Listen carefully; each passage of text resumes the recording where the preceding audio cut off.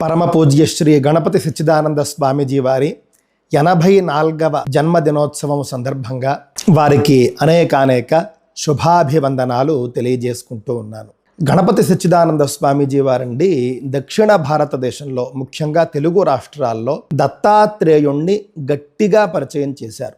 అంతకుముందు తెలియదు అని కాదు, తెలుసు, తక్కువగా తెలుసు. వీరు వారి యొక్క ప్రస్థానంలో భాగంగా దత్తాత్రేయుణ్ణి ఊరూరా కూడా తీసుకువెళ్ళారు అని చెప్పేసి తప్పక చెప్పవలసి ఉంటుంది. ఆ విధంగా దత్తాత్రేయుణ్ణి మనందరికీ కూడా అందించిన వారు శ్రీ స్వామీజీ. రెండవది, వారు వారి శిష్యులందరితోనూ కూడా ఎల్లప్పుడూ సత్కర్మలు ఆచరింపజేస్తూ ఉంటారు. ఆ విధంగా వాళ్లకు పాపాలు తొలగి పుణ్య బలము అనేది పెరుగుతూ ఉంటుంది. మూడవది, వేద పోషణ, శాస్త్ర పోషణ అద్భుతంగా చేస్తూ ఉన్నారు వారు వేద పాఠశాలలు, శాస్త్ర పాఠశాలల ద్వారా.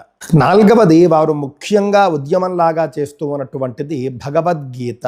లక్షలాది మందికి భగవద్గీతను బోధిస్తూ, పరీక్షలు తీసుకుంటూ, వారికి పట్టాలిస్తూ, వేలాది మందితో భగవద్గీత పారాయణలు చేయిస్తూ, అర్థం కూడా తెలియజేస్తూ, ఈ విధంగా ఇంటింటికి కూడా భగవద్గీత వెళ్ళాలి అని వారు సంకల్పించి ఉద్యమంలాగా నడిపిస్తూ ఉన్నారు. ఆ తర్వాత ముఖ్యంగా వారి యొక్క జీవితంలో నేను గమనించింది, దేవాలయాలు నిర్మించడము, నిర్వహించడము చాలా గొప్పగా ఉంటుంది. ఎక్కడెక్కడ వారి ఆశ్రమాల్లో దేవాలయాలు ఉన్నా కూడా అవన్నీ కూడా ఎంతో అద్భుతంగా నిర్వహిస్తూ ఉంటారు. అర్చకులు ఉంటారు, నిర్వహణ కూడా చాలా బాగుంటుంది. వారు చేసినటువంటి ఉపన్యాసాలు చూసుకుంటే రామాయణ, భారత, భాగవతాది ఎన్నో గ్రంథాలు వారి జీవితంలో వారు ఉపన్యసించారు. మధ్య మధ్యలో నామ సంకీర్తన చేయిస్తూ వారు చేసేటటువంటి ఉపన్యాసాలు ఇప్పటికీ కూడా అందుబాటులో ఉన్నాయి.